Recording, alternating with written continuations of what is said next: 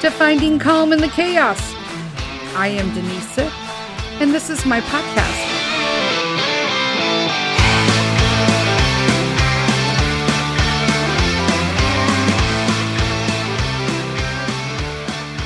Hello, everybody. Welcome to another episode of Finding Calm in the Chaos. I am Denise, and there is no more chaotic time of the year than currently right now. How's everybody's Christmas planning going? Hanukkah planning, Kwanzaa planning, whatever the hell you do. And if you don't do the holidays, then I'm sorry. I hope you're enjoying your Wednesday. Holy cow. Like, you guys, there's literally like in 2 weeks, it's Christmas. We have like 1 full week left of pulling it together. Am I ready? Nope. And you know what? I really don't care. I'm just so chill this year. I will tell you that I have decided that if I'm ready, I'm ready. And if I'm not, I'm not. And in all honesty, I had Mr. Sith put away bins that had Christmas stuff in it. And I'm like, wow, where am I going to put all this stuff? I have too many Christmas decorations. I know some people are like, there's no such thing as too many Christmas decorations. But you know what it is I think I'm evolving in my Christmas decor. You know what I'm saying? So there's a lot of things that I used to have that I liked that I don't feel. It's not like my Christmas vibe currently. And I don't want to get rid of them because they're sentimental. So I'm just keeping them like stored nicely. And then like Peter can do what he will with them. You know what I'm saying? Like he will not have to decorate at all with anything new outside of a tree. Maybe, I don't know. I'm getting a new tree too next year. I'm going to buy it in the summertime so it's cheaper. But yeah, I just, I had too many bins. I didn't put up like 3 bins of stuff and like every ounce of my house is covered. So I'm just like, wow, I really had a lot of Christmas vomit. But yeah, so I'm not completely ready and I don't care. You know what it is? I'm enjoying that I'm just doing me, Mr. Sith, and Peter this year and Buster. I'm enjoying that I don't have to plan this huge meal and that I sat down and I just planned what I know that we like. And I asked the boys what they wanted and they told me and I'm like, cool, I'll come up with a breakfast and a lunch or a charcuterie tray for us and we're good to go. You know what I'm saying? Like we went down and had a family meeting on Monday and we literally hashed out Christmas Eve food, Christmas Day food, and New Year's Eve food. In like 10 minutes, we were like, boom, done. Okay, cool. Next. Do you guys have family meetings? We do. We were skipping some and then we find that it's chaotic when we don't meet. So we're making sure we have our family meetings. We normally have them on Sunday, but we were too busy on Sunday. And by the time we all sat down, we didn't think we could actually focus on what we wanted to talk to so that we have our full attention. We postponed it to Monday. There's that. What else is going on? 2024, almost over. I'm going to be honest with you. A lot of people are saying good riddance. Apparently, it's been a crazy year. And I agree that it's been a crazy year, but not so much the same. And I think like that it was hardship, but more so in that it was of cleansing. I know everybody's been decluttering, cleaning, doing all that kind of stuff, finding yourself, doing all that. But over the last 4 years in reality, think about it, friends. In the last 4 years, if you are not going into 2025 with like a light sack, some light bags, do you prefer that word? With some light bags and a fresh start, like I don't know what to tell you. You know what I'm saying? Like, let's just do it. And I feel like everybody's doing this. I feel decluttered, like in my surroundings, in my personal life, internally. It's spiritually, which is awesome because I decluttered all of the nonsense that got in the way. And I just focus on what actually matters. But I will tell you that this is something that I'm seeing a trend on. And one of the things that I did this year that was really helpful is trying to determine where, as I've been finding what path is right for me and following my spiritual path versus the one that I keep making up for myself that just simply does not work out. Like stop, Denise, stop making up what you need to do when you can just follow your heart. And I will say that it has been quite the ride, friends. And I just want to share it. I have no place else to share it but here. So that's what I do. And you're either on for the ride or you're not. And I'm cool with either one. So there's that. But one of the things that I shared openly on this was that I didn't really understand where all my anger and rage things came from. And I mean, I do now, obviously, but so much of my legitimate rage issues, and I am diagnosed OCD, and in addition to having postpartum rage rather than depression. So where does that stem from? Like, why did I used to be like this little, people don't even believe me when I tell them, but like in 8th grade, probably maybe the first year of high school, I was this quiet, timid, shy, which makes sense, daughter of an alcoholic, right? Who is mentally and physically abusive. And so I didn't say peep to no one, but I got a lot of crap from everybody for being the quiet girl and the artistic girl. And why? I don't know. Because people are people, kids are kids. And it's interesting that I look back at that and how sad I was. When I look back and I go through and I do all the child, development, make peace with your inner child stuff I did a couple years back, a lot of it centered around sadness because I felt not cared for. I felt unloved, unrecognized, unheard. Okay. And over time, that sadness, okay, as you heal. So I was healing that sadness and becoming like my own person, right? Stepping into my own shoes, going through my own thing, trying to find out who I actually am and not like what I was told I was growing up. And then that's part of healing. And then you realize that you became angry. And you're like, why did it turn angry? Like, what is going on, right? And so it's interesting because I read something somewhere, and my notes, you guys, are crazy. I literally just take notes of things that either inspire me or hit me in some way, and then I jot it down in a notebook, and then I will put it like on a page, considering whether or not it is something that all pertains, like how close it is to stuff. And there was tons of stuff that I have jotted all over this page. I haven't, at the time of me recording this, I don't know what the episode name is going to be yet, but I'm trying to work that out.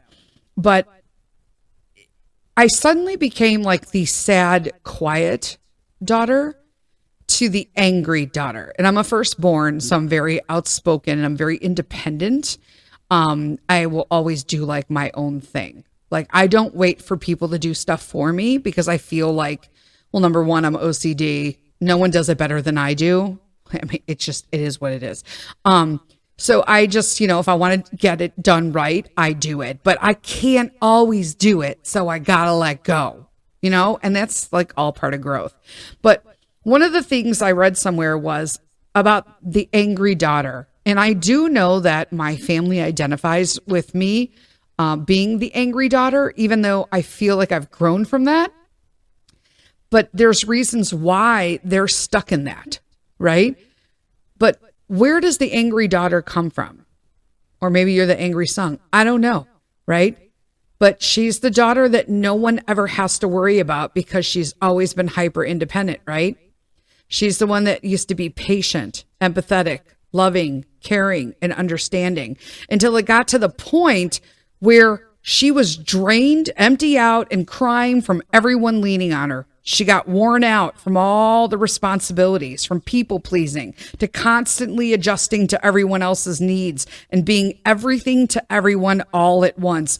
And now she's always tired, frustrated, angry, irritated, and depressed, but she still shows up. She still provides. She still stands tall, but she's at her breaking point. She doesn't know how much more time she can take living this way. And she wishes that someone would show up for her the way she does for everyone else. Holy cow, people. If this, I feel like that was written about me. And if you feel like it's been written about you, I am so sorry, because that's horrible.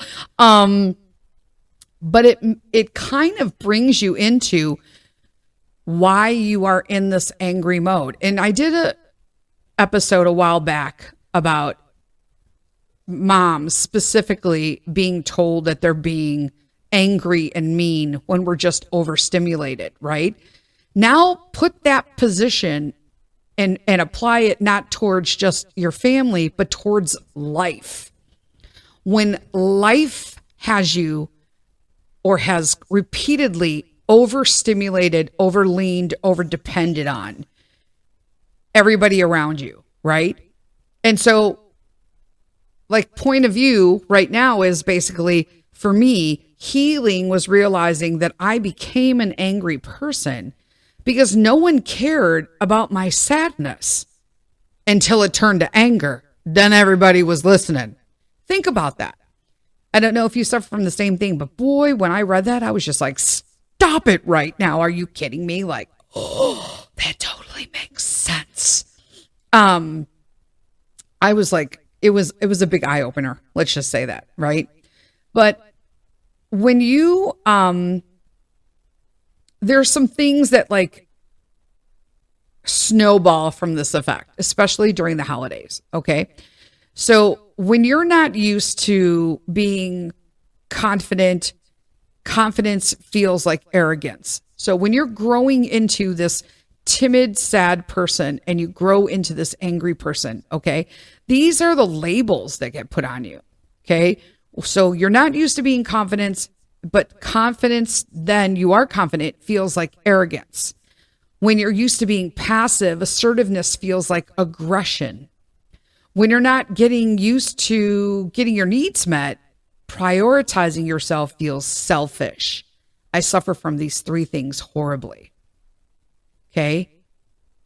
So with that being said, think about your comfort zone. Each and individual comfort zones are not always a good benchmark because it means where's it coming from? What are the behaviors that are causing you to feel that way? And I know as a mom, one of the biggest things is always trying to be able to balance, right? But at the same time, I will always give up something for myself to do something for somebody else. And then when I do stuff for myself, I totally deserve it. I totally need to take care of myself. But then I have a huge guilt towards it. Huge guilt. And it's not okay. It's not okay. And I grew up in a time when kids were seen and not spoken, that whole Gen X era. And so it's very difficult to kind of feel like you want confidence, but you don't have it. But then you find it and everyone's just like, oh my God, she thinks she's better than everybody. Like, really? I finally got this going and everyone's now fighting back. And those are all things that you should consider before like you start beating yourself up. Because one of the things that I'm going into the new year, it's interesting because I always pick a word of the year. And I do it with a mission group of women that I do in this mission group, right? And I love him. I love this group. But let me tell you, last year I chose flourish. I mean to relish things around me, my family, what I have, my spirituality, my relationship with Jesus, all of these things. And I thought, okay, this year I'm going to do family. I want to be more ideally into my family, my immediate family. My extended family is a no-no. But just Mr. Sith, Peter, right? In my household, I want to create family moments that are more based on memories and experiences versus things. And then I sat back and I thought about the word and I went, if I choose that, I almost feel like it's, again, putting me on a back burner to concentrate on making my family happy. Even though you would think I would be happy. But when you think about it, when we go on vacation, for instance, to me, it's like planning for a marathon because I have multiple autoimmune diseases. So I can't just feel like every day we're going to trek all over the city of Milan or all over the city of Florence, because I might not be in a position medically to be able to do it on any given day, on any given morning, or it could just start that I flare up in the midday, depending on how much heat is outside and whether or not I'm hydrating. And so I don't know if I'll be able to finish the day. So I always go into planning our vacations thinking that I may or may not be doing all of these things. I may have to tap out and go back to our place to stay while everybody else does it. So I thought, you know what? We're doing family again. So let me think about what is something I can do for me, a word of the year. So that's what I'm working on. I haven't come up with it yet. I haven't come up with it at all. I wish I did, but I don't. So yeah, that being said, those are the things that we were talking about. I'm going to come back and we're going to talk a little bit about Christmas and stuff like that and take a small break from our sponsor.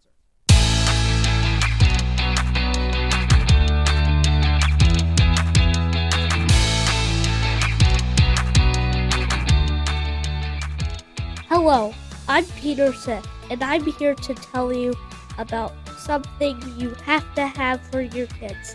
My new book, Popcorn World. Peek inside my creative brain and meet Dylan, an ordinary kid who accidentally finds a portal to his new world in his basement while looking for his lost soccer ball. Your kids will totally be able to relate to Dylan and all his emotions, trials, and big act of kindness in my story. I worked on creating this book over the summer with my awesome tutor, Dr. Peterson. She helped me guide me through the parts of my book, and boom, Popcorn World was created. Another cool fact, my mom does all the drawings. Trust me, these pictures and the story are super cool, but you can find out yourself by picking up a copy on Amazon, and it's available worldwide.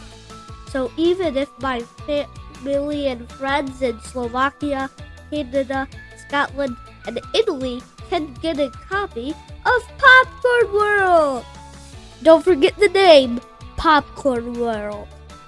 Available on Amazon now! Let's make reading cool.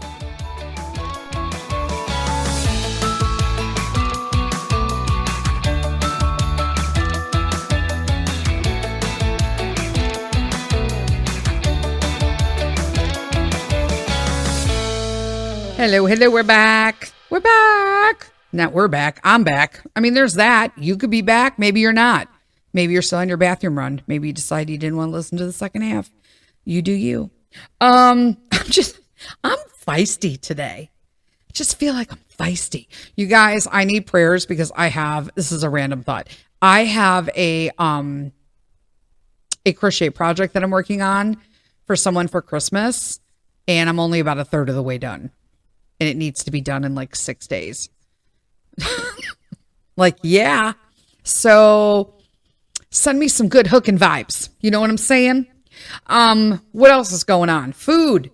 I literally found out the other day. Sorry, I don't know what that was. I hope that doesn't show up on the mic, or, you could hear it in the final edition. There's that. I've read the other day that possibly by the end of the year, the FDA is going to remove food dyes from our food. What? Unbelievable. You guys, I'm just going to tell you this way, my friends. I know some of you aren't happy with the next administration. I really just don't care. At this point, I'm going to live my life, and I'm not going to let my life and my family and I'm 55. I'm not going to spend every waking moment of my life worrying about what administration is in. You need to be aware that you can still live life and have a president in office that you didn't vote for. It's actually happened for the existence of us voting in presidents for somebody. You know what I'm saying? So I've decided that I don't care anymore. I didn't over the last 4 years. I don't going into the next 4 years. But what I am excited is about anything that could be a positive impact for our food, because there is going to be a win-win for so many people. Even if you don't even care about what's in your food, it's going to be a win for you as well, because of how much you're going to feel. Your body is going to be better just bringing in fuel that is not garbage. You know what I'm saying? There's still going to be garbage out there. But why are we eating, Fruit Loops with every dye known to man and neurodisruptors when it's commonly sold in other countries, but without all of those things? Why? It seems to me like that would be a waste of money for the corporation, but it's really not. When you back it into who's really making money in the long run out of all this. At this point, my friends, if you do not think that the government and the FDA and the food corps and all the food giants and all that are connected, I don't know what to tell you. I seriously do not. Because it just doesn't make sense any other way anymore.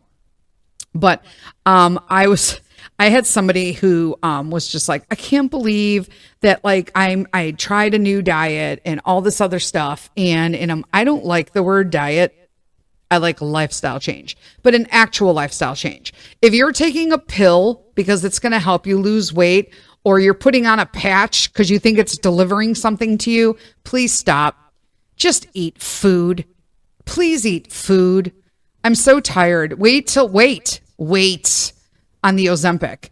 All the poor people who cannot, literally and figuratively, who cannot get Ozempic, their hands on Ozempic, because it's either too expensive or it's not available in their area because it's hard to get because everybody else is taking it to lose weight. Yep, that shit's already hitting the fan. Yep. All of the problems that are coming with that, I worry because I have friends who take it and it worries me. But you know what? It is not my place to tell them what they should or should not be looking at research-wise on the shit that's coming in from those. Nope. And there is no pill that does it. There is no MLM product that does it. There is no multivitamin that's going to save your life. It's a combination of proper supplementations for you. And you have to rock those up, people. I'm going on a tangent here, but I don't care. You need to change that up for you. My vitamins are not always the same based on what my body is needing at a certain time. And I reevaluate literally quarterly. I've had to change my vitamins 4 times this year.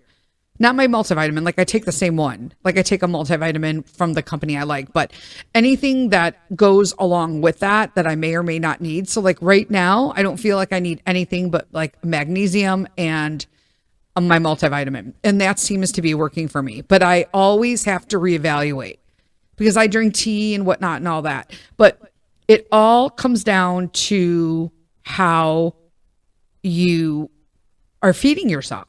What are you putting in your food? What are you eating? What are you doing this? Where are you buying your stuff?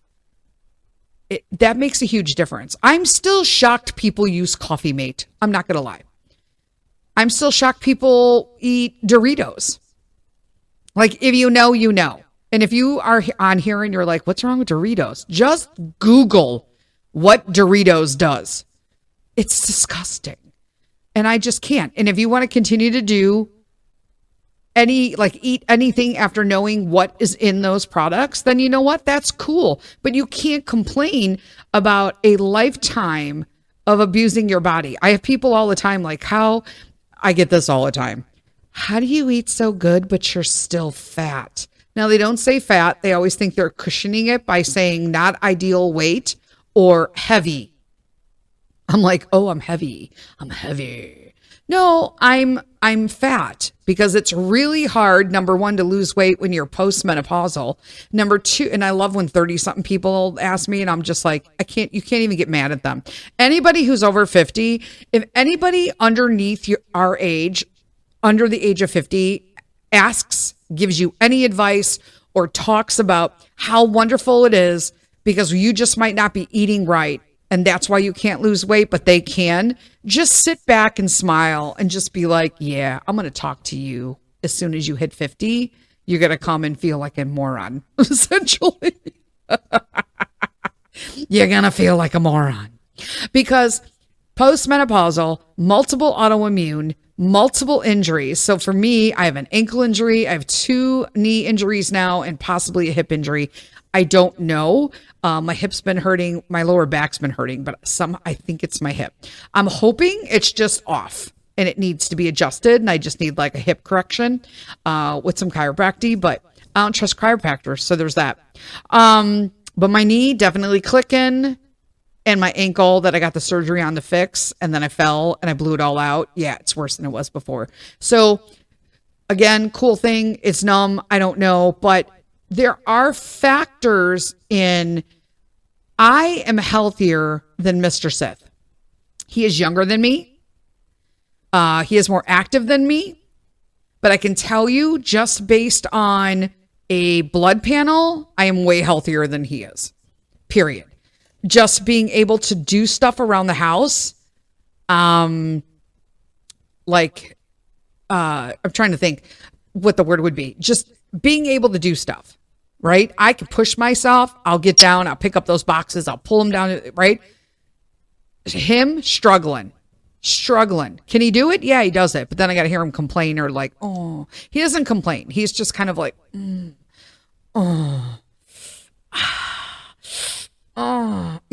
like when he sits down, like, oh. And I'm always like, really? Like, I feel like that every freaking second of the day. If I walked around doing that, I'd never get anything done. Like, I couldn't even breathe. I'd be hoarse. But you can't expect a lifetime of like garbage of treating your body. And this is something else. Like, so someone told me that they tried something and it didn't work. So they tried like a Mediterranean diet, and they're like, you said this was really healthy and it would benefit me because of this, and this. And I'm not going to share details because then like it's releasing too much information. So, and they were super like frustrated that they had not like healed in 3 months. And I was like, wow. Okay. So then I found this and I was laughing my butt off when I read it, but I'm going to read it to you guys. So it says, so you're telling me that for a decade you binge drank alcohol and caffeine, took Adderall and hormonal birth control, pulled all-nighters, skipped meals, over-exercised, depleted all your mineral stores, avoided carbs like the plague except for 4 a.m. greasy drunk food, lathered yourself in poisonous tanning lotions before fake baking, put bleach tampons in your vagina every month, were addicted to chaos and toxic relationships, lived in moldy apartments, spent years performing, people-pleasing, and comparing yourself to the fake lives of IG influencers, and now you're frustrated that you're not miraculously healed 3 months into your health and healing journey. Amen. Amen to that. Can I tell you that when I was doing holistic nutrition full time, I had clients that would constantly want to know why they did not get results in 3 days, why they didn't feel better. I'm sorry, my friends, but you cannot physically abuse your body and eat yourself into 300 plus pounds and then think you're going to get better in 3 days when you did that for 3 decades. Okay? They said a decade here, but I will tell you that most likely those behaviors have lasted even longer, and you want to be miraculously better. It is a lifelong lifestyle change because you can always go back. I always feel like when you abuse your bodies, because that's what it is, you are what you eat is truer than true. Okay. You are what you eat. You are, and I don't like fad. You guys know I don't like anything fads. Yep. I'm talking about you keto peeps. That is a problem long term. And I'm also a person, unless you have celiac, I do not believe that people have sensitivities to gluten because they have issues with gluten. They have sensitivities to certain glutens or breads or whatnot because your stomach is in chaos because of the foods that you were eating and the lifestyle that you were living. If you repair and heal your gut, then you can introduce whole ancient grains. And everyone's like, but I don't want that. Because of course you don't. Because you'd rather have, a bagel with cream cheese and 6,000 calories on it from Einstein Bagel, rather than going to get like sourdough. You'd rather have instant mashed potatoes than go and make some really nice like millet. Okay. Because it takes more work. We're in this society that everything is so fast, and it's so strange. You guys know, over the summer, I love my meal plans, right? So we order the meal plans, they come here, and I will like assemble them and make them and all that kind of stuff. But in this season of fall and winter, I love to cook. And I just feel like that's when all the homey stuff happens. And I grill in the summer and stuff like that. But this is like, to me, the prime cooking time. And the best foods for you are legitimately the ones that are grown in this season wherever you live. Now, if you live in California, your seasonal selection is going to be far greater than my seasonal selection here in the Midwest, in Illinois. Do you know what I'm saying? Now, I fortunately have the convenience of having a grocery community co-op grocery. I said that twice. And it gives me fresh, local, direct from the farm. I love that. So I have benefits. Not all places have a co-op, but I would highly encourage you to go out and find a local co-op near you and see if that makes a difference. But that is what we talked about today. I feel like this all adds up. Everything comes together. Looking to clean your house, clean yourself, clean the aura around you, the energy, the people in your life. You can clean those out too, for sure. Okay. Just being able to declutter things and going into 2025, which is legitimately 13 days away. 13 days. We got a half a month and we're going into the new year. And go into the new year with literally no expectations, except for to make you and your family's life more enriched, in a wholesome way.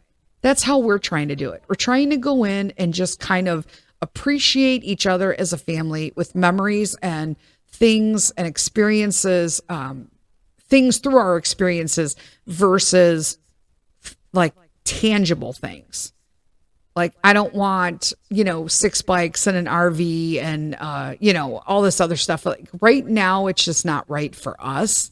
I don't want like a boat and all this other garbage. And we only need the car that we have and all of that. Mr. Sith has a car. I have a car. We use it. I don't want anything extra at this time. I just feel like we need to enjoy each other. And that's what I'm going into 2025 with. All right. I wish the same for you guys all. Thanks for listening today. And I guess we will, is this a Saturday? I don't know. It is not a Saturday on the 14th. So next episode will be on Wednesday, the 18th. And until then, lead with kindness and lean on God. Bye.